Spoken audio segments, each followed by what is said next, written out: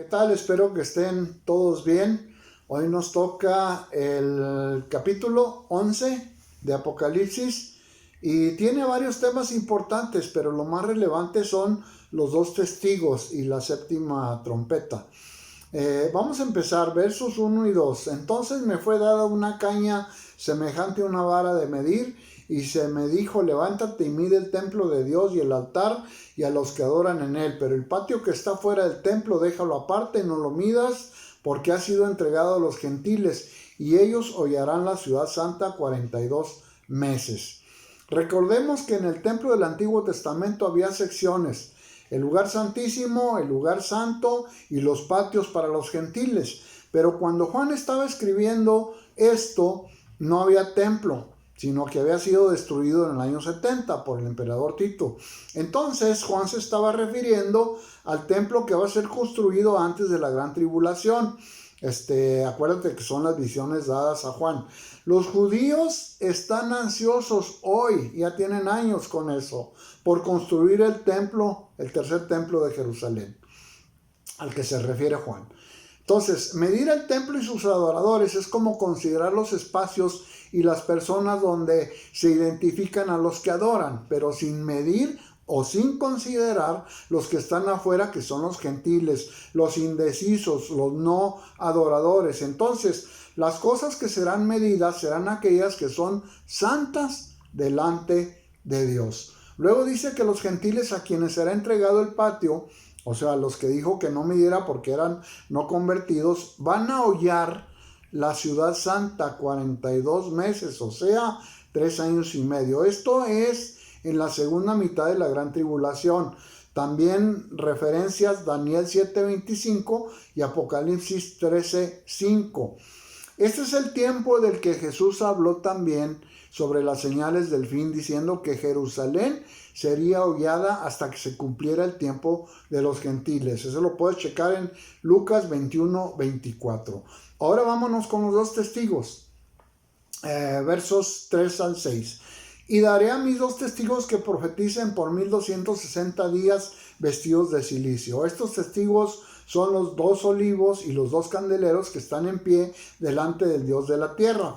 Si alguno quiere dañarlos, sale fuego de la boca de ellos y devora a sus enemigos. Y si alguno quiere hacerles daño, debe morir de la misma manera. Estos tienen poder para cerrar el cielo a fin de que no llueva en los días de su profecía, y tienen poder sobre las aguas para convertirlas en sangre y para herir con toda plaga cuantas veces quieran.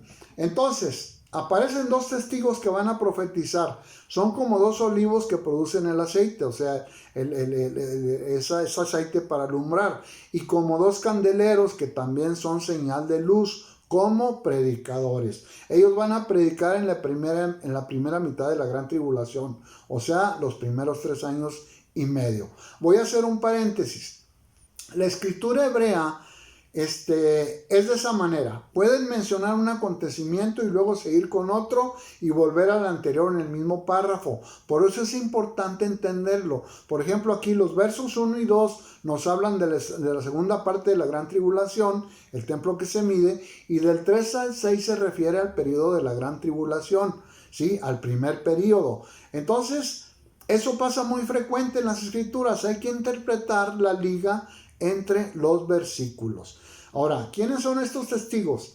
Nadie les podía hacer daño, el que los confrontara eran dañados por el fuego de su boca y hasta podían matar con ese fuego. Parecían inmortales, tenían grandes poderes y nadie los podía tocar. Andaban evangelizando, resistiendo también ataques, porque aunque se supone que era un tiempo de paz y seguridad, de todas maneras va a haber resistencia al evangelio, como lo veremos en el verso 10 también. Aún así, llenos del Espíritu Santo, cumplieron su función. ¿Quiénes dicen los teólogos que eran? Bueno, podrían ser Elías y Enoc, que no murieron, o Juan como testigo del Nuevo Testamento, o Moisés por las señales y milagros que Dios le permitió hacer. Pero por los textos bíblicos que voy a mencionar, la relación más cercana es, por ejemplo, Malaquías 4:5 escribió: he aquí yo os envío el profeta Elías antes que venga el día de Jehová grande y terrible. Ya viene relacionado con los últimos tiempos. Y luego, primer libro de Reyes 17:1 dice que Elías tenía poder para parar la lluvia. Sobre el otro testigo, tendrán poder para convertir las aguas en sangre y la tierra con plagas, herir la tierra con plagas. ¿Qué nos recuerda eso? Las 10 plagas de Egipto, cuando Faraón no quería dejar libre al pueblo de Israel, y entonces Moisés fue usado por Dios para eso. Éxodo capítulo 7, verso 11. ¿Sí? Vámonos. Seguimos con versos 7 al 10 de este libro de Apocalipsis capítulo 11. Cuando hayan acabado su testimonio, la bestia que sube del abismo hará guerra contra ellos y los vencerá y los matará. Está hablando de los dos testigos. Y sus cadáveres estarán en la plaza de la grande ciudad, en el sentido espiritual se llaman Sodoma y Gomorra, donde también nuestro Señor fue crucificado. Está hablando de Jerusalén. Y los de los pueblos, tribus, lenguas y naciones verán sus cadáveres por 3 días y medio y no permitirán que sean sepultados.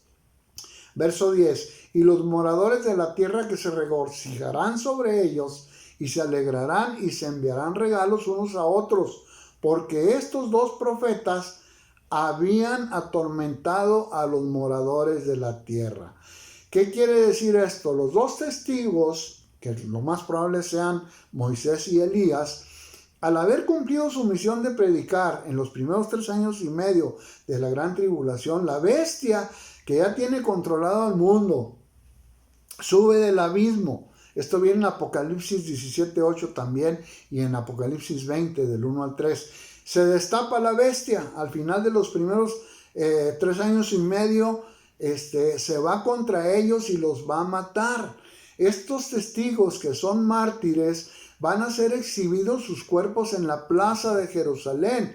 Jerusalén donde el Señor fue crucificado, pero que en el sentido figurado, menciona lo que leímos, se compara al lugar con Sodoma y Egipto, por ser lugares de idolatría, perdición y depravación, que es lo que estará pasando en Jerusalén en esta segunda parte de la gran tribulación.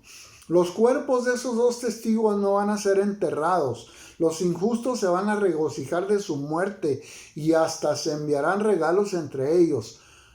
¿Por qué? Porque se habían sentido atormentados, o sea, por hablarles de Cristo, también estaban molestos. No sé si tú has visto gente que se molesta cuando les hablas de Cristo, cuando les abres la Biblia, cuando les hablas de Dios, pues así estaban estos gente atormentados. Vamos a seguir. Versos 11 al 14. Pero después de 3 días y medio entró en ellos el espíritu de vida enviado por Dios y se levantaron sobre sus pies y cayó gran temor sobre los que los vieron. Oyeron una gran voz del cielo que les decía: suban acá. Y subieron al cielo en una nube y sus enemigos los vieron. En aquella hora hubo un gran terremoto y la 10ª parte de la ciudad se derrumbó. Y por el terremoto murieron en número de 7,000 hombres y los demás se aterrorizaron y dieron gloria a Dios del cielo. Verso 14. El segundo ay pasó, he aquí el tercer ay viene pronto. Muy bien.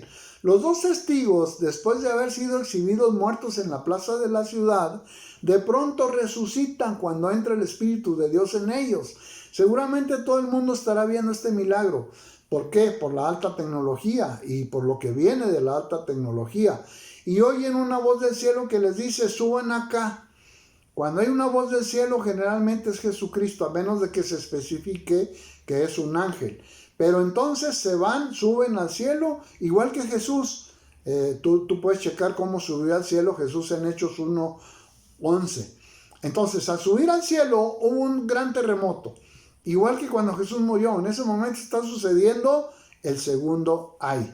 Se derrumba la 10ª parte de la ciudad y mueren 7,000 hombres. Acuérdate que antes ya había muerto la 4ª parte de la humanidad en Apocalipsis 6:8, que ya lo vimos. La 3ª parte de los que estaban en el mar, Apocalipsis 8:9, que también ya lo vimos. Y la 3ª parte de los hombres en Apocalipsis 9:15, que también ya lo vimos.